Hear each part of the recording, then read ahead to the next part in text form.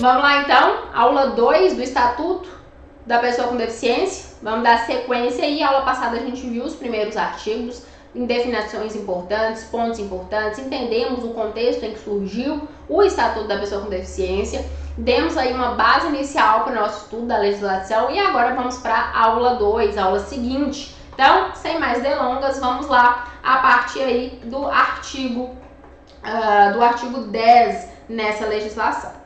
Então, falando aí sobre o direito à vida, artigo 10 diz que compete ao poder público, cadê minha caneta? Que compete ao poder público garantir a dignidade da pessoa com deficiência ao longo de toda a vida. Em situações de risco, emergência ou estado de calamidade pública, a pessoa com deficiência será considerada vulnerável, devendo o poder público adotar medidas para sua proteção e segurança. Então, o poder público, a ele é dado esse dever de zelar, de cuidar da pessoa com deficiência, enxergando a sua vulnerabilidade e colocando ela em casos específicos, como risco, emergência, calamidade, não só como prioridades, mas também como vulneráveis. Então, essas pessoas elas são colocadas ali no estado de extrema necessidade de cuidado, de proteção. Então, colocadas ali como vulneráveis e dando esse dever ao Estado para zelar, para cuidar, para entregar dignidade a essa pessoa durante toda a sua vida. O artigo 11, o artigo 11 ainda continua nos ensinando que a pessoa com deficiência não poderá ser obrigada a submeter a intervenção clínica ou cirúrgica ou a tratamento ou institucionalização forçada. Nós já conversamos na aula passada sobre os direitos da pessoa com deficiência que são mantidos, esses direitos civis que são mantidos. Então a gente viu lá, artigo 6º, salvo engano, que aquela lista de direitos que são mantidos. E aí, dentre eles, dizia lá que a pessoa não pode ser submetida à esterilização compulsória, que é a situação de pegar o indivíduo e tornar ela infértil, esterilizar, tornar ela infértil. E aqui nós vemos outra vez citando algo semelhante, dizendo o seguinte, que a pessoa com deficiência não poderá ser obrigada a algum tipo de intervenção cirúrgica, clínica, algum tratamento, algo que não seja da sua vontade. A pessoa ela não quer fazer aquele tratamento, não quer fazer a cirurgia, e aí, por ela ser portadora de alguma deficiência, ter alguma deficiência, acham que podem a forçar, que podem escolher por ela. E a legislação deixa claro que não. Os direitos civis dessa pessoa ela continua tendo o direito de escolha. Então, reafirma aqui mais uma vez que não, de nenhuma hipótese, poderá forçar essa pessoa, obrigá-la a esse tratamento, a essa intervenção, sem que seja a sua vontade, tá? Parágrafo único diz que o seguinte, que o consentimento da pessoa com deficiência em situação de curatela poderá ser suprimido. Curatela é um instituto lá do direito civil que permite que alguém assista uma outra pessoa. Assista no sentido de prestar assistência. Como um pai assiste a um filho, presta assistência a um filho, curatela é algo mais ou menos semelhante, tá? Então, é algo que alguém que, apesar de ter maioridade, ter capacidade civil, ele necessita dessa assistência de outra pessoa, que é chamado seu curador. Então, nesses casos, onde haja um processo de curatela, e que ali o fulano, que é portador de alguma deficiência, a pessoa com deficiência, ele tem esse curador em situações específicas, poderá, a lei fala em uma possibilidade, ser suprimido o seu consentimento em algum tratamento ou em alguma cirurgia. Nessas situações específicas onde existe a figura do curador, esse consentimento poderá ser suprimido, tá? Então, uma exceção aí, uma possível exceção, beleza? Mas para isso tem que ter um curador, devido processo de curatela, tudo direitinho, né? Algo aí que simplesmente alguém queira falar pelo outro, não. Tem que ter tudo muito bem encaixado, beleza? Vamos seguindo aí dentro da legislação. Agora falando sobre habilitação e reabilitação, lá no artigo 14. O processo de habilitação e reabilitação é um direito da pessoa com deficiência. Então, sempre que falar em habilitação ou reabilitação, direito, tá? Um direito da pessoa com deficiência. Parágrafo único. público, o processo de habilitação e reabilitação tem por objetivo o desenvolvimento das potencialidades, talentos, habilidades e aptidões físicas, cognitivas, sensoriais, psicossociais, atitudinais, profissionais e artísticas que atribuam para a conquista da autonomia da pessoa com deficiência e de sua participação social em igualdade de condições e oportunidades com as demais pessoas. Então vamos lá, vamos entender. A pessoa com deficiência, ela entra num processo de se habilitar ou se reabilitar ao contexto social, à vivência em sociedade, para que ela possa demonstrar as suas habilidades, os seus talentos, as suas potencialidades, as suas veias artísticas, sensoriais, profissionais. Então tudo isso, a pessoa que já nasceu com uma deficiência, ela vai se habilitar, ou a pessoa que adquiriu alguma deficiência no decorrer da vida, ela vai se reabilitar às necessidades aí dentro de uma sociedade. Para isso, essa habilitação, essa reabilitação, ela necessita de políticas públicas, de atitudes do Estado, da sociedade, para incentivar e para promover essa habilitação ou essa reabilitação. Isso a gente vai conversar mais para frente na legislação.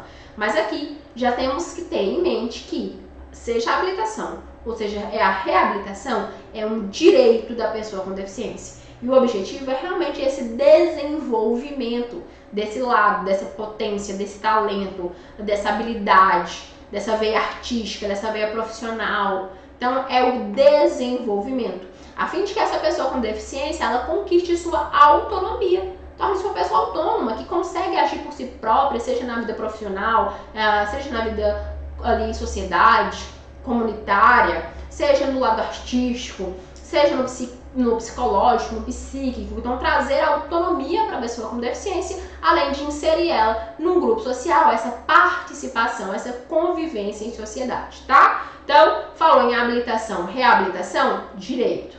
Um direito da pessoa com deficiência. E o seu objetivo é o desenvolvimento dessa pessoa em todos esses sentidos que nós citamos, a fim de que ela conquiste a sua autonomia e a sua participação social. Beleza? Pontos aí que estão dentro do artigo de lei. Então, são palavras-chave dentro do artigo de lei. Então, aqui a gente vê direito, o objetivo de desenvolvimento, a conquista da autonomia, a participação social. Então, você conseguindo ter em mente essas palavras-chave, apareceu lá numa questão na prova que cai, que esse artigo, que cite esse artigo, você vai saber distinguir se está certo, se está errado, você vai lembrar dos pontos cruciais, das palavras que ligam um ponto no outro, para julgar se está certo, se está errado, se é o gabarito, se não é, beleza? Então, sobre habilitação, reabilitação, tá aí o artigo 14. Na sequência, nós temos o artigo 15, que fala o seguinte, que o processo mencionado no artigo 14, que nós acabamos de ler, baseia-se numa avaliação multidisciplinar das necessidades, habilidades, potencialidades de cada pessoa, observadas as seguintes diretrizes: diagnóstico e intervenção precoce. Então, quanto antes for diagnosticado e houver uma intervenção, melhor será. Também a adoção de medidas para compensar a perda ou a limitação funcional, buscando o desenvolvimento das aptidões.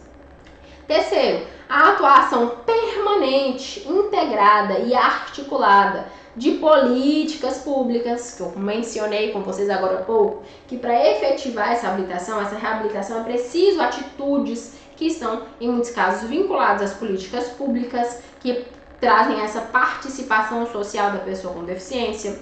Também a oferta de rede de serviços articulados, com atuação intersetorial, nos diferentes níveis de complexidade, a fim de atender às necessidades específicas da pessoa com deficiência.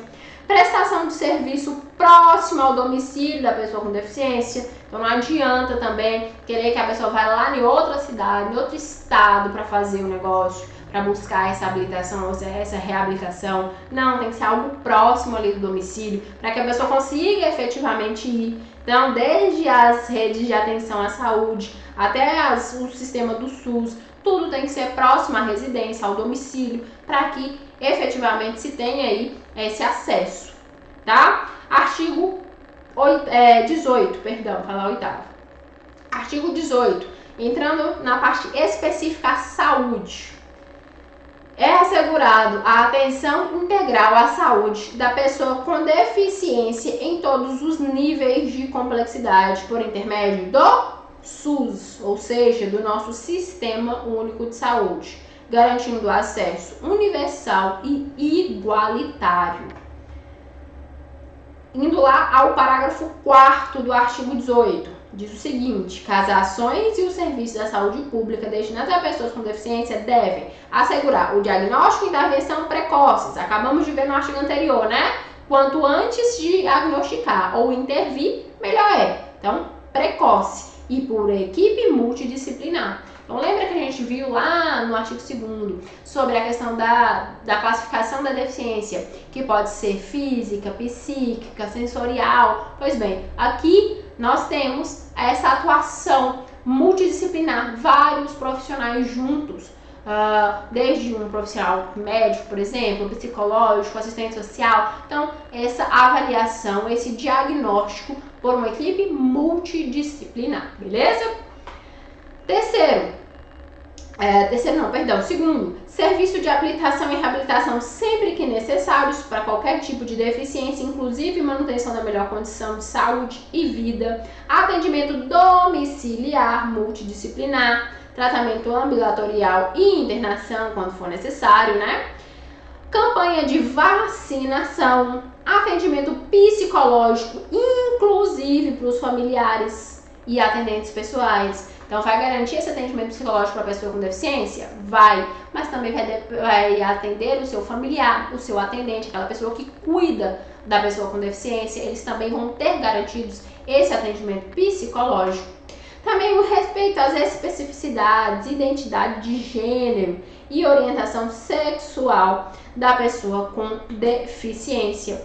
Atenção sexual e reprodutiva, incluindo aí o direito de fertilização assistida em situações específicas, informação adequada e acessível à pessoa com deficiência e também aos seus familiares sobre a sua condição de saúde. Então, deixar ali a pessoa a par sobre a sua necessidade, sobre a sua situação como um todo, não só a própria pessoa com deficiência, mas também a família que cuida dessa pessoa.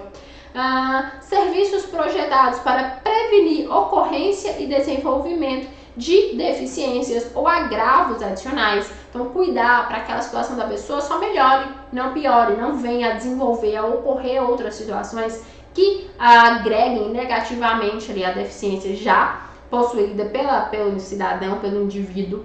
Promoção de estratégias de capacitação das equipes que atuam no SUS, em todos os níveis, para o atendimento com a pessoa com deficiência, bem como a orientação dos seus cuidadores, né, seus atendentes pessoais, e oferta de órtese, prótese e meios auxiliares de locomoção, bem como medicamentos, insumos e fórmulas nutricionais, observadas as normas do Ministério da Saúde. Tudo isso são garantias inerentes aí às pessoas com deficiência.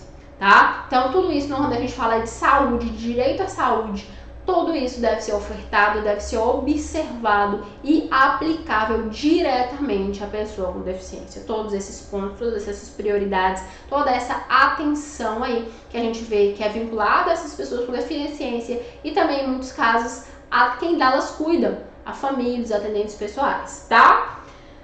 Parágrafo 5º aí do artigo diz que as diretrizes desse artigo aplicam-se também às instituições privadas que participem de forma complementar do SUS ou que recebam recursos públicos para sua manutenção. Então, as regras que nós acabamos de ver, ela é aplicável a quem? Ao poder público. Quem é representante do poder público? O SUS, Sistema Único de Saúde. Mas e o hospital privado? Também tem que agir dessa forma? Se ele participa de alguma forma complementar do SUS, ou seja, tem algum tipo ali de convênio, de concessão com o poder público para participar ligado ali ao SUS, ele também vai ter que obedecer essas normas.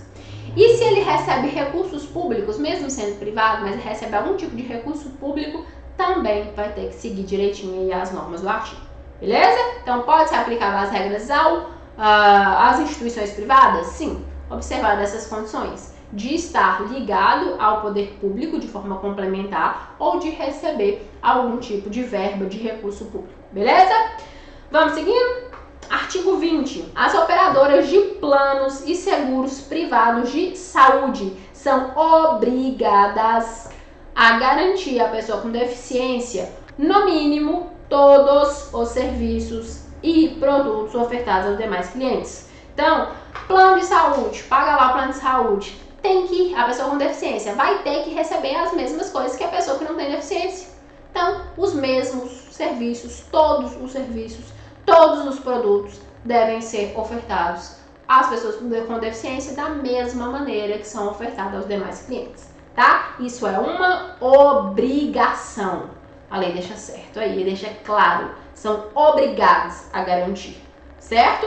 E ainda vem e fala mais, são vedadas todas as formas de discriminação contra a pessoa com deficiência, inclusive cobrança de valores diferenciados por planos e seguros privados de saúde em razão de sua condição. Imagine só, quanto é o plano de saúde de cobertura assim, assado? É R$200 por mês. Mas eu tenho ali tal deficiência, em tal membro, ou em tal área do corpo, ou enfim, seja psíquico, seja sensorial, tem algum tipo de deficiência. Então não vai ser 200 não, vai ser 300. Vedado, não pode, vedado, a lei fala que é vedado. De maneira nenhuma pode ter essa cobrança diferenciada. Mas a pessoa com deficiência, via de regra, vai usar mais o plano. Não importa, é vedado, é considerado discriminação. Então, é igualdade. Sempre que a gente fala no estatuto, vamos lembrar da equidade, da igualdade. Tratar como trata qualquer um dos outros clientes, qualquer uma das outras pessoas que usam o plano, inclusive no que se refere à cobrança de valores. Então, é vedado qualquer forma de discriminação, inclusive no que se refere à cobrança de valores diferenciados para pessoas portadoras de deficiência. Beleza? Não pode ter valor diferenciado, cobrar diferente. Não pode. Vedado, tá? Ótimo lembrar dessas vedações. A legislação adora colocar vedação, proibição. Então, sempre que vê aí uma vedação, algo que seja proibido, que seja de alguma forma não pode ser aplicado, coloca aí um asteriscozinho na cabeça. Porque provadora, cobrar vedação, beleza? Então, no que se refere a cobrança diferenciada de valor por plano de saúde ou seguro privado, vedação pelo estatuto. Vamos finalizar? Artigo 22. A pessoa com deficiência internada ou em observação é assegurado o direito de acompanhante ou atendente pessoal, devendo o órgão ou a instituição de saúde proporcionar condições adequadas para a sua permanência em tempo integral. Então, a pessoa que é deficiente, a pessoa com deficiência, que está internada ou em observação ali no hospital ou em alguma instituição que preste serviço de saúde, ela tem o direito de permanecer acompanhada, seja por seu acompanhante ou por seu atendente pessoal, seu cuidador. Tá? E esse acompanhante ou esse atendente tem o direito de ficar ali em tempo integral, o tempo inteiro. Mas a instituição só deixa ficar de tal hora a tal hora. Nesses casos, vai ter ali que ser proporcional, de adequar para que essa permanência seja em tempo integral, verificado que a pessoa com deficiência, tá? Parágrafo 1º. Na impossibilidade de permanência do acompanhante ou do atendente pessoal junto à pessoa com deficiência, cabe ao profissional de saúde responsável justificá-la por escrito. Então, imagine só que a pessoa com deficiência que está internada está ali, por exemplo, num CTI. Ou então tem algum tipo de enfermidade, algum tipo de doença que ele não pode ficar com ninguém, ele fica isolado, porque é transmissível. E aí, como é que vai ser nesses casos? Não pode ter ali uma pessoa do lado dele. Você tem todo o maquinário ali que é individual. A questão do isolamento também. Nesses casos, vai ter que ter uma justificativa lá do profissional de saúde, uma justificativa por escrito, demonstrando que não é possível essa permanência em tempo integral, que é uma exceção. Beleza? Então, nesses casos, pode acontecer, desde que haja uma justificativa por escrito do profissional de saúde. Parágrafo 2º. Na ocorrência da impossibilidade prevista no parágrafo 1º desse artigo, o órgão ou instituição de saúde deve adotar providências cabíveis para suprir a ausência do acompanhante ou do assistente pessoal. Então, nesse caso que eu acabei de narrar para você, imagine que a pessoa tem ali alguma doença, alguma enfermidade que tem que ficar isolada. Então não pode ter ali alguma pessoa com ela acompanhando, sei lá, alguma doença transmissível.